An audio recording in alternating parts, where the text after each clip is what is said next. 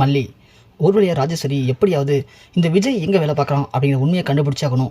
அப்படி மட்டும் நாம் விஜய் வேலை பார்க்குற இடத்த கண்டுபிடிச்சிட்டோம் அப்படின்னா ஸோ விஜயோடைய வேலையை நம்ம காலி பண்ணிடலாம்.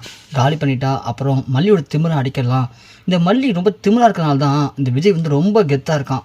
ஸோ மல்லியை ஒழிச்சு கட்டிட்டோம் அப்படின்னா விஜயை கண்டிப்பாக நாம் ஒன்றும் இல்லாத ஒரு வெத்து பயிலாக ஆக்கி நம்ம காலில் விழ வச்சு அதுக்கப்புறமா இந்த விஜயை என்னெல்லாம் பண்ணணும்னு ஆசைப்படுறோமோ எல்லாமே பண்ண முடியும் அப்படின்னு நம்ம ராஜேஸ்வரி முடிவு பண்ணுறாங்க. அதுக்காக இந்த ரஞ்சிதாட்டையும் சொல்கிறாங்க, இங்கே பாரு ரஞ்சிதா, சும்மா ரூமில் சாப்பிட்டோமா தூங்கினோமான்னு இல்லாமல் ஏஞ்சி வெளியே போயிட்டு இந்த விஜய் எங்கே போகிறான் எங்கே போகிறான்னு நோட் பண்ணு. அந்த விஜய்க்கு ஏதோ பெருசாக வேலை கிடச்சிருக்கான், அதுவும் ரொம்ப கௌரவமான வேலையாம், நல்ல சம்பளத்தோட வேலை கிடச்சிருக்கு. அப்படி மட்டும் விஜய்க்கு வேலை கிடச்சி அந்த வேலையில் அவன் நல்லா கான்சன்ட்ரேஷன் பண்ண ஆரம்பிச்சிட்டானா அப்புறம் அவனோட திறமையை பார்த்து அந்த கம்பெனி விஜய் வெளியே விடவே மாட்டாங்க. ஏன் சொல்லப்போனால் விஜய்க்கு அவங்களே ஸ்பான்சர் பண்ணி விஜயை ஒரு பிஸ்னஸ் மேனாக திரும்பவும் வளர்த்தாலும் வளர்த்து விட்டுருவாங்க. அப்படி மட்டும் வளரக்கூடாது. ஏன் விஜய் நினச்சாலும் நம்மளை பழிவாங்கிறதுக்காக அந்த கம்பெனியை வச்சு நம்ம கம்பெனியை உணலமாக்கவும் வாய்ப்பு இருக்குது. அப்புறம் நான் இவ்வளோ கஷ்டப்பட்டு விஜயோடைய கம்பெனி எல்லாத்தையும் என் பேருக்கு மாற்றினதுக்கு ஒரு அர்த்தம் இல்லாமல் போயிடும். அதனால் நீ என்ன பண்ணுற, நீ உடனே கிளம்பி போயிட்டு அந்த விஜய் எங்கே போகிறான் எங்கே வரான் எந்த கம்பெனியில் ஒர்க் பண்ணுறான் என்ன வேலை அது எப்படி அவனுக்கு அது வேலை கிடச்சிது. ஏன்னா நான் ஏற்கனவே சென்னையில் இருக்கிற எல்லா கார்பரேட் கம்பெனிக்கும் ஒரு சர்க்குலர் அமைச்சிருக்கேன். விஜய்ங்கிறவன் எப்படியாப்பட்டவன், அவனுக்கு வேலை கொடுத்தா என்ன ஆகும் அப்படின்னு எல்லாருக்குமே நான் இன்ஃபார்ம் பண்ணிட்டேன். அதையும் மீறி ஒரு கம்பெனி அவனுக்கு வேலை கொடுக்குது அப்படின்னா அது எப்படி கொடுத்தாங்க, ஏன் கொடுத்தாங்க, அவங்க யார் அப்படிங்கிற எல்லா வித டீட்டெயில்ஸும் எனக்கு இன்னைக்குள்ளே வேணும். புரியுதா ராஜிமா? நான் ட்ரை பண்ணுறேன் ராஜிமா, நேற்று ட்ரை பண்ணி தான் இருக்கேன். ரஞ்சிதா, நான் உன்கிட்ட எந்த ஒரு எக்ஸ்பிளனேஷனும் கேட்கல. எனக்கு தேவை விஜய் எங்கே ஒர்க் பண்ணுறான் அது மட்டும்தான். சாயந்தரத்துக்குள்ளே எனக்கு அந்த டீட்டெயில்ஸ் வந்தே ஆகணும், புரியுதா அப்படின்னு ரஞ்சியை திட்டிட்டு ராஜி கிளம்புறாங்க. ரஞ்சி ஒன்று, என்ன இது ராஜிமா சும்மா நம்மளை போட்டு நொச்சு நச்சு பண்ணுறாங்க, நாம் அதுக்கு எங்கே போக முடியும், விஜய் மாமா அப்படி எங்கே தான் ஒர்க் பண்ணுறாரு, ஒன்றுமே புரியலையே அப்படின்னு ரஞ்சி யோசிக்கிறாங்க.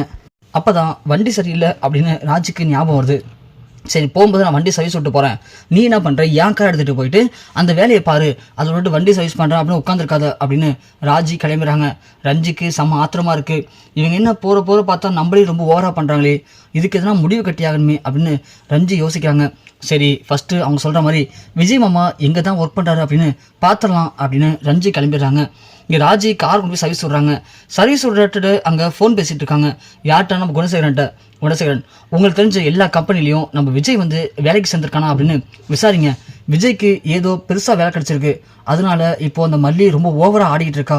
விஜய்க்கு மட்டும் இந்த கம்பெனியில் நல்ல வேலை கிடச்சி நல்ல சம்பளம் கொடுக்க ஆரம்பிச்சிட்டாங்க அப்படின்னா அதுக்கப்புறம் இந்த மல்லியோட ஆட்டத்தை நம்மளால் பார்த்துட்டு இருக்க முடியாது. என்னை பொறுத்த வரைக்கும் அடுத்த சாப்பாட்டு கூட வழி இல்லாமல் அந்த மல்லியும் விஜயும் கஷ்டப்படணும், அதை பார்த்து நான் சந்தோஷப்படணும்னு ஆசைப்பட்றேன். ஆனால் அது இது வரைக்கும் நடக்கவே இல்லை.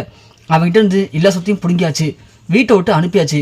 ஆனால் அவன் இன்னமும் பாரு கொஞ்சம் கூட அடங்கவே இல்லை, இன்னும் அது திமிரோட இருக்கா. ஸோ எனக்கு வந்து விஜய்க்கு யார் வேலை கொடுத்தது அப்படின்னு தெரிஞ்சே ஆகணும் அப்படின்னு நம்ம குணசேகரன்ட்ட நம்ம ராஜேஸ்வரி சொல்லிட்டு இருக்காங்க. சரிங்க மேடம், நான் போய் பார்க்குறேன் மேடம், யார் என்ன அப்படின்னு செக் பண்ணி உங்களுக்கு ஈவினிங்லாம் சொல்லிடுறேன் மேடம் அப்படின்னு நம்ம குணசேகரன் சொல்கிறாரு.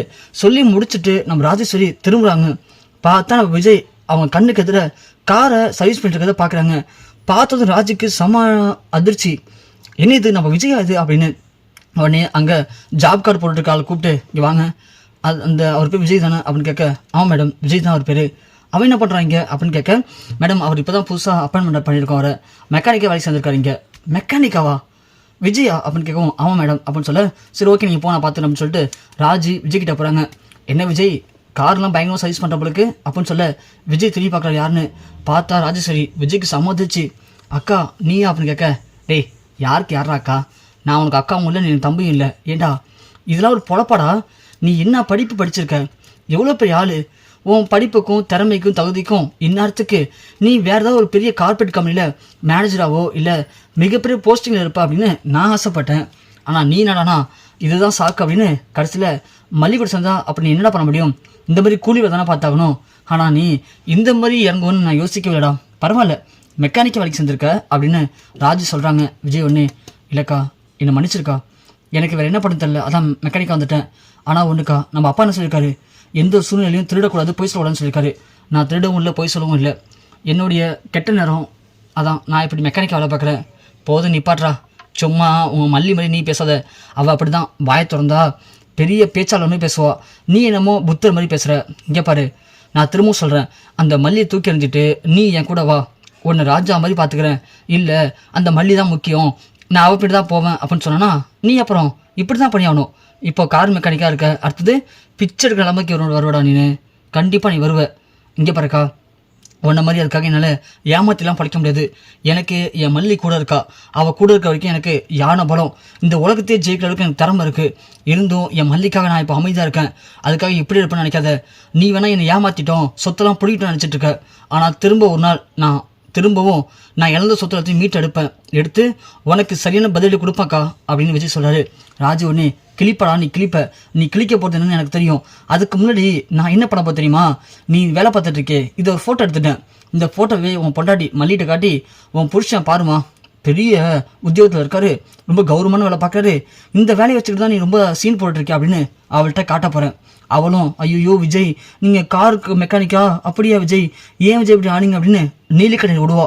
நீ இந்த வேலையில் இருந்தாலும் வீட்டில் நிம்மதி இருக்காது, உன் நிம்மதி நான் கெடுக்க விட மாட்டேன் விஜய் அப்படின்னு ராஜு சொல்கிறாங்க. விஜய் அக்கா ப்ளீஸ்க்கா, என் சொத்தெல்லாம் ஏமாத்திலிருந்து வாங்கிட்டேன், என் நடுத்தில் விட்டுட்டேன், இப்போ நான் வாழ்கிறதுக்கே வழி இல்லாமல் இந்த மெக்கானிக் வேலையை பார்த்துட்ருக்கேன்.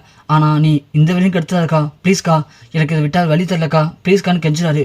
கெஞ்சும் உடனே ராஜு சொல்கிறாங்க, ஓ அப்படியா, இங்கே போகிற விஜய் திரும்பவும் சொல்கிறேன், நீ இப்படி மெக்கானிக் வேலை பார்க்கணுன்னு கஷ்டப்படவும் தேவையே இல்லை. உன் பொண்ணு வெண்பாவை நான் பார்த்துக்கிறேன், ஒன்னையும் நான் பார்த்துக்கிறேன், அதுக்கு நீ ஒன்று மட்டும் தான் பண்ணணும். நீ போய் அந்த மல்லியை வீட்டை விட்டு வெளியே அனுப்பிடு, அதாவது விவாகரத்து கொடுத்து நீ அந்த வீட்டை விட்டு வெளியே வந்துடு. அப்படி பண்ணிட்டேன்னா நான் உன்னை ராஜா மாதிரி பார்த்துக்கிறேன், வெண்பாவையும் பார்த்துக்கிறேன், இல்லையா ஒன்னால அப்புறம் ஒன்றுமே பண்ண முடியாது அப்படின்னு இங்கே ராஜி மிரட்டுறாங்க. விஜய்க்கு என்ன பண்ண தெரில. ராஜி சொல்லிட்டு போகிறாங்க, இங்கே பாரு, நாளைக்கு நான் திரும்ப வருவேன், அதுக்குள்ளே நீ மல்லியை விட்டு பிரிஞ்சிருக்கணும், மல்லிக்கு விவாகரத்து கொடுக்கணும். நாளைக்குள்ளே நீ மல்லியை விவாகரத்து கொடுத்து வெளியே அனுப்பல அப்படின்னா அப்புறம் இந்த ஃபோட்டோவை உன் மல்லிகிட்ட காட்டி உன் மல்லியை கஷ்டப்பட வைப்பேன் பார்த்துக்கோ அப்படின்னு ராஜி கிளம்பிடுறாங்க. விஜய்க்கு என்ன படுதுன்னே புரியல. ஐயோ, இவன் ஏற்கனவே நம்மளை பாடாப்படுத்திட்டு இருக்கா, இப்போ நம்ம மெக்கானிக்காக இருக்கிறது மட்டும் தெரிஞ்சிச்சு, இனி என்னென்ன படப்படலான்னு தெரியலையே அப்படின்னு விஜய் பயந்து போயிருக்காரு. விஜய் வீட்டுக்கும் போகிறாரு. இங்கே வீட்டுக்கு போன விஜய் மல்லிகிட்ட எப்படியாவது பேசி புரிய வைக்கலாம் ட்ரை பண்ணுறாங்க. ஆனால் மல்லியை பொறுத்த வரைக்கும் விஜய் தனக்காக வாழ்க்கையில் எல்லாத்தையும் தூக்கி எறிஞ்சிட்டு இன்றைக்கி இவ்வளோ கஷ்டத்தை அனுபவிக்கிறாரு அப்படின்னு விஜயை விழுந்து கவனிச்சிக்கிறாங்க மல்லி. அதை பார்க்குற விஜய்க்கு மல்லியை எப்படா நம்ம விவாகரத்து பண்ண முடியும் அப்படின்னு யோசிக்கிறாரு. இல்லை வேணாம், நாளைக்கு அக்கா வரட்டும், அக்காட்ட பேசி அப்படியே மனசை மாற்றிடலாம் அப்படின்னு ட்ரை பண்ணுறாரு. ஆனால் அடுத்த நாள் வர ராஜேஸ்வரி, என்ன விஜய், இது வரைக்கும் நீ மல்லிக்கு விவாகரத்து கொடுக்கல அப்படின்னா உனக்கு மல்லி தான் முக்கியம் இல்லை, சரி நீ மல்லி முக்கியம் நினச்சிட்ட, ஆனால் மல்லிக்கு நீ மெக்கானிக் வேலை பார்க்குறது தெரிஞ்சா என்ன பண்ணு பார்ப்போமா அப்படின்னு ஃபோன் பண்ணுறாங்க. உடனே விஜய் கெஞ்சுறாரு, இல்லைக்கா என்னால் முடியாதுக்கா அப்படின்னு சொல்லிட்டு இங்கே ராஜேஸ்வரியும் ஃபோன் அடித்து மல்லிகிட்ட சொல்லிடுறாங்க. என்ன மல்லி, இன்னும் பெருசாக பேசினேன், என் புருஷன் கவர்மெண்ட் வேலை பார்க்குறான், கை நிறைய சம்பாதிக்கிறான், அப்படி இப்படின்னு. கடைசியில் உன் புருஷன் என்ன வேலை பார்க்க தெரியுமா, ஒரு கார் மெக்கானிக்காக வேலை பார்க்குறான், இந்த வேலை பார்க்கும்போது உனக்கு அவ்வளோ திமிராடி அப்படின்னு மல்லியை கஷ்டப்பட்ட மாதிரி ராஜி பயங்கரமாக பேசுகிறாங்க. பேச முடிச்சதும் விஜய் ஒன்று, இங்கே பாரு, நீ எப்படி என் சொத்தெல்லாம் பிடிங்கிட்டு இதோட நிம்மதி வாழ்க்கை கிடைக்கணும்னு ஆசைப்படுறியோ, ஆனால் கண்டிப்பாக இதுக்கெல்லாம் ஒரு நாள் பதிலடி கொடுக்கும்போது நீ தாங்க மாட்டேன் அப்படின்னு சொல்லிட்டு விஜய் கோமா கிளம்பி வீட்டுக்கு போகிறாரு. வீட்டுக்கு போனதும் மல்லி பயங்கரமாக அழுதுட்டு இருக்காங்க. விஜய் போயிட்டு மல்லி சமாதானப்படுத்த ட்ரை பண்ணுறாங்க. மல்லி ஒன்று, ஏன் விஜய் இப்படி பண்ணுறீங்க, கார் மெக்கானிக் வேலைக்கு போகிறது உங்களுக்கு என்ன அப்படி தலையெழுத்து, நான் தான் வேலைக்கு போட்டு சொன்னால, ஆனால் நீங்கள் என்னமோ எனக்கு வேலை கிடச்சிச்சு, நல்ல வேலை, கவர்மெண்ட் ஆஃபீஸ் வேலைன்னு சொன்னீங்க, ஆனால் இப்போ போயிட்டு ஒரு கார் மெக்கானிக்காக வேலை பார்க்குறது எனக்கு ரொம்ப கஷ்டமாக இருக்குது விஜய். என்ன மல்லி பேசுகிற, ஏன் கார் மெக்கானிக் வேலை பார்க்குறது அவ்வளோ கேவலமாக வேலையா என்ன, அப்படி ஒன்றும் இல்லையே, காரில் போனால் கெத்தாக இருக்கும், மெக்கானிக் வேலை பார்த்தா கெத்து இல்லையா. இங்கே அப்புறம் மல்லி, என்னை பொறுத்த வரைக்கும் திருடக்கூடாது, போய் சொல்லக்கூடாது, அது ரெண்டு தவிர மற்ற எந்த வேலை பார்த்தாலும் அது உண்மையிலேயே நல்ல வேலை தான். அப்படி இருக்கும்போது கார் மெக்கானிக் வேலை ஒன்றும் அவ்வளோ கேவலமாக வேலை இல்லை மல்லி. நான் உன்கிட்ட சொல்லாத காரணம் நான் கஷ்டமாக இருக்குன்னு ஃபீல் பண்ணுவேன் அப்படின்னு தான் சொல்லலை தவிர இது கேவலமான வேலை சொன்ன நீ தப்பாக நினைப்பா அப்படின்னு நான் மறைக்கலை. நான் திரும்ப சொல்கிறேன், நமக்கு செய்கிற வேலை தெய்வம் மாதிரி, ஸோ அதனால் இந்த வேலை ஒன்றும் தப்பான வேலை இல்லை மல்லி. நீ உன்னை யார் அசிங்கப்பட்டு நினச்சாலும் இதுவும் நல்ல வேலை தான், இந்த வேலை மூலிமா கண்டிப்பாக எங்களால் சந்தோஷமாக இருக்க முடியும் அப்படின்னு நீ சொல்லு மல்லி. அதை விட்டுட்டு நீ இப்படி ஃபீல் பண்ணுறது வேஸ்ட்டு, உன்னை கஷ்டப்படுத்தி பார்க்கணும் அப்படின்னு தான் இது ஒரு கேவலமாக நினச்சி அவங்க பேசுகிறாங்க. ஆனால் நீ அதை கேவலம் இல்லைன்னு சொல்கிறனா கண்டிப்பாக அவங்களால அதை வச்சு உன்னை கஷ்டப்படுத்த முடியாது. அடுத்து என்ன பண்ணலாம் யோசிப்பாங்க. நீ எப்போதுமே வாழ்க்கையில் போல்டாக இரு மல்லி, ஏன்னா நான் உன்னை பார்த்தா வாழ்க்கையில் போல்டாக கற்றுக்கிட்டேன். நீ இருக்க தைரியத்தை தான் நான் இன்றைக்கி என்கிட்ட எதுவுமே இல்லைன்னு நான் நம்பிக்கையாக தைரியமாக இருக்கேன். அப்படி இருக்கும்போது நீ ஃபீல் பண்ணுறத பார்க்குறது எனக்கு ரொம்ப கஷ்டமாக இருக்குது மல்லி அப்படின்னு சொல்ல மல்லின்னு விஜய் கட்டிப்பிடிச்சு, ரொம்ப நன்றி விஜய், உண்மையிலேயே நீங்கள் என்னை இந்த அளவுக்கு புரிஞ்சுப்பீங்க அப்படின்னு சத்தியமாக எதிர்பார்க்கல. உண்மையாக எனக்கு நீங்கள் இந்த வேலைக்கு போகிறது கேவலமாக நினைக்கல விஜய், என்னது மறைச்சிட்டிங்க அப்படின்னு சின்ன கோவம் அவ்வளோதான். சத்தியமாக எனக்கு உங்கள் மேலே எந்த ஒரு கோவமும் இல்லை விஜய், உண்மையிலே நீங்கள் எனக்காக இந்த வேலைக்கு போகிறீங்க அப்படின்னு நினைக்கும் போது எனக்கு ரொம்ப பெருமையாக இருக்குது விஜய் அப்படின்னு மல்லி விஜய் கட்டுப்பிடிச்சி முத்தெல்லாம் கொடுக்குறாங்க.